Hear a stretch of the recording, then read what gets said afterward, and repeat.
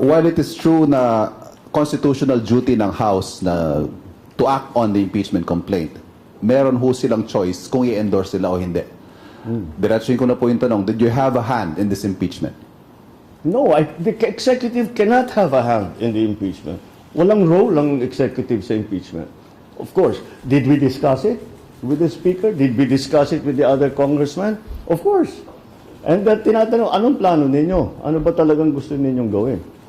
And that's it. Well, nandito na ito. Hindi na namin maiwasan. But the conventional thinking, Mr. President, is that nothing comes to pass in the House without the President or without Malacanang's blessing. Well, you give me too much credit. But again, what the House has done is clearly the mandate that they have been, the constitutional mandate that they have to proceed with the impeachment complaints.